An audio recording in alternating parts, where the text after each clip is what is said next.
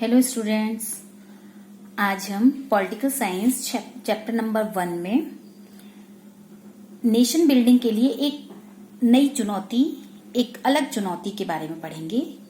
Reorganisation of the states, राज्यों का निर्माण किस प्रकार किया जाए। भारत की नेशन बिल्डिंग प्रोसेस में आफ्टर इंडिपेंडेंस केवल प्रिंसली स्टेट को मर्ज कर देना, बंटवारा कर देना इतना ही काफी नहीं था, बल्कि राज्यों की इंटरनल बाउंड्रीज को भी रिड्रॉ करना था और भाषा के आधार पर जो स्टेट्स हैं वो डिवाइड करने थे। तो during the national movement in 1920 in Nagpur session of Congress, Indian national Congress recognized the demand of state reorganization on linguistic basis। ये डिमांड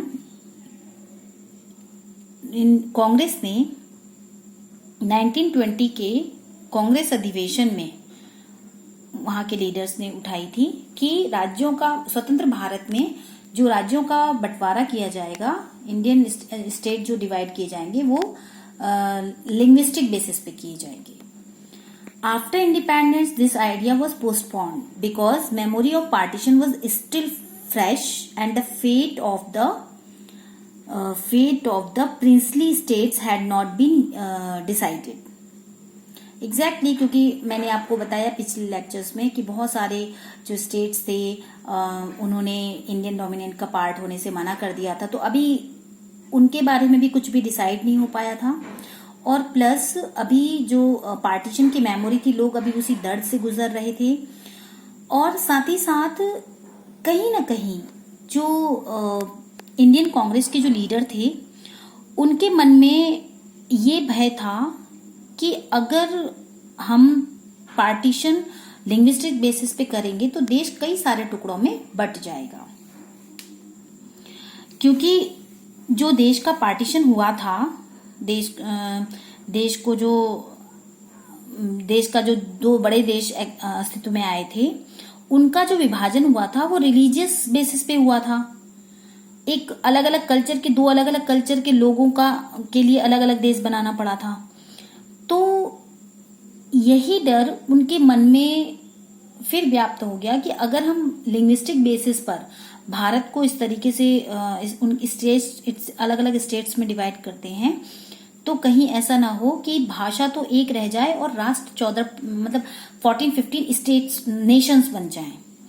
तो इसके लिए कुछ समय के लिए आफ्टर इंडिपेंडेंस वो इस बात को दरकिनार रख रहे थे और पोस्टपोन कर रहे थे रीऑर्गेनाइजेशन ऑफ स्टेट्स को।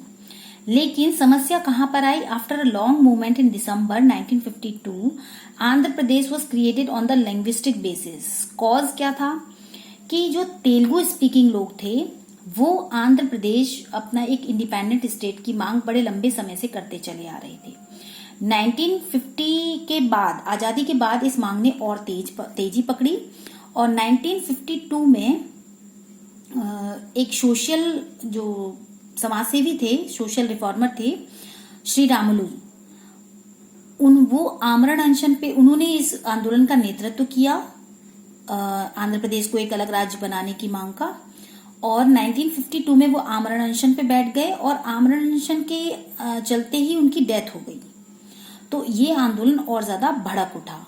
आनंद फानंद में जो जवाहरलाल नेहरू थे, उनको दिसंबर में ये डिसीजन, उनको डिक्लेरेशन करनी पड़ी कि आंध्र प्रदेश जो है वो एक लिंग्विस्ट, तेलुगु स्पीकिंग लोगों के लिए आंध्र प्रदेश एक इंडिपेंडेंट स्टेट बनेगा।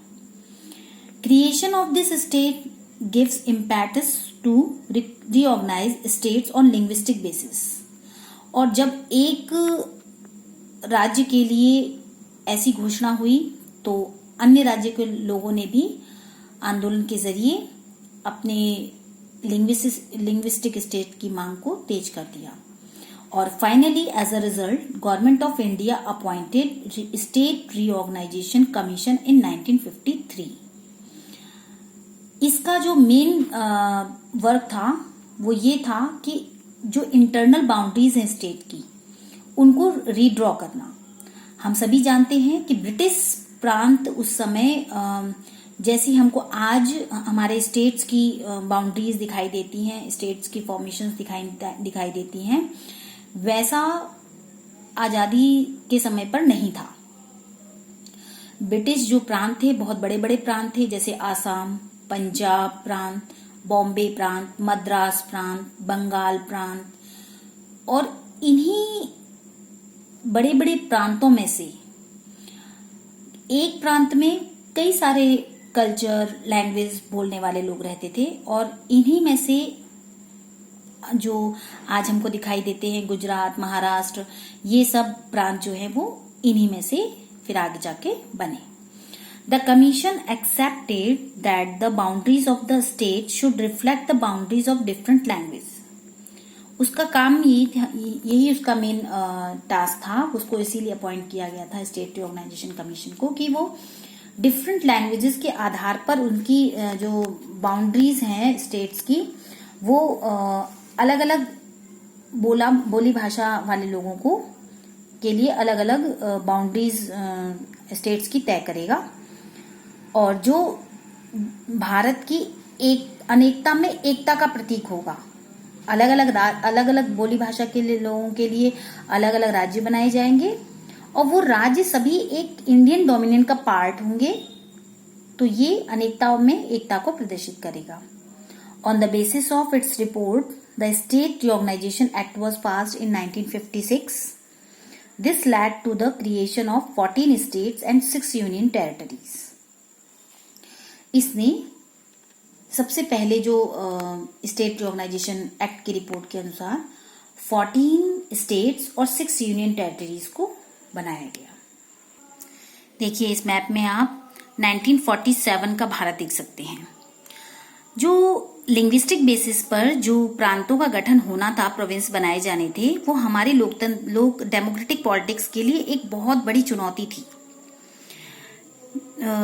जो इंडिया ने 1947 से अपनी डेमोक्रेटिक जर्नी स्टार्ट की थी, और 2014 तक आते आते इसमें हमको 28 स्टेट्स दिखाई देते हैं, और उसके बाद भी कई सारे बदलाव आए हैं, जैसे जम्मू एंड कश्मीर आज धारा 370 हट गई वहां से, और उसके संविधान जो वहां पर उस समय में 1947 में जो उसको स्पेशल एक स्टेटस प्राप्त था वो भी हट चुका है।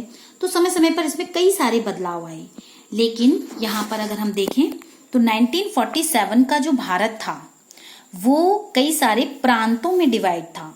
आज जो हम स्टेट देखते हैं वो इस तरीके से भारत का हम मानचित्र देखते हैं, एक व्यवस्थित स्टेट, एक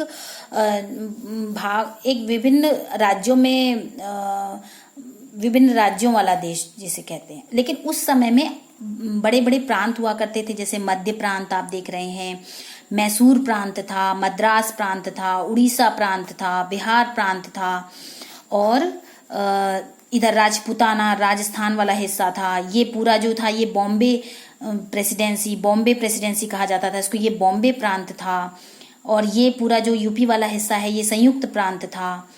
तो ऐसे ये देखिए यहाँ पर आसाम प्रांत था, और बाद में एक एक करके जब इस तरीके से लिंग्विस्टिक आधार पर जब स्टेट्स को बनाया गया, तो जैसे आसाम है, आसाम को 4 पार्ट्स में डिवाइड कर दिया गया। धीरे धीरे समय समय पर ये राज्य, इनका क्रिएशन होता रहा राज्यों का, और आसाम, नागालैंड, और उसी में से अरुणाचल प्रदेश और मिजोरम, मेघालय, ये आसाम वाले जो हिस्सा था इसमें से अलग कर दिए गए।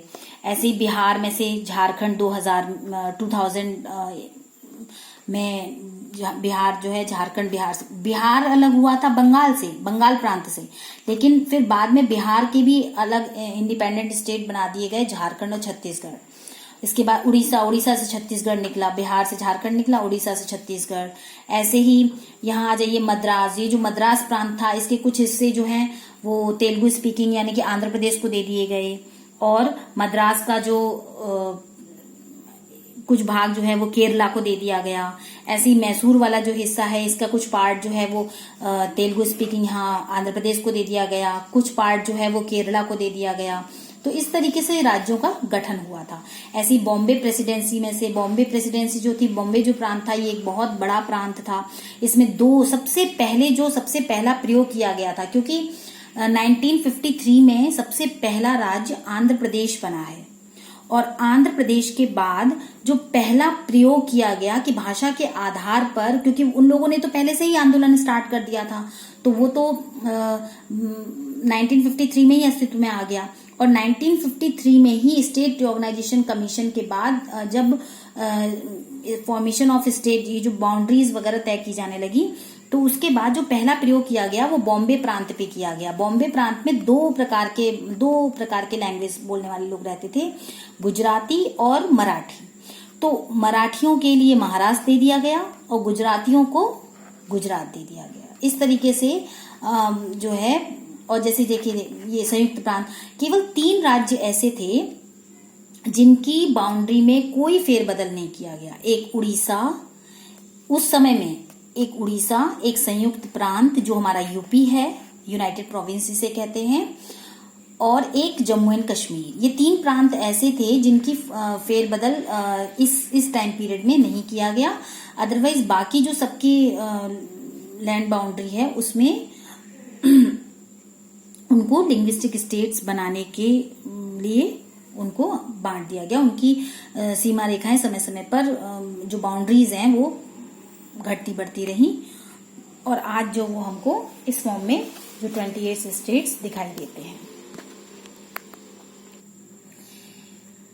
इंडिपेंडेंट इंडिया में सबसे पहला बनने वाला जो राज्य था वो आंध्र प्रदेश था। दूसरा जो 1960 में जो अस्तित्व में आए वो थे गुजरात और महाराष्ट्र। ऐसे ही 1950 में यूनाइटेड प्रोविंस, तो पहले से ही 1950 में इसको नाम दिया गया था उत्तर प्रदेश। और 1963 में इधर नागालैंड अस्तित्व में आया।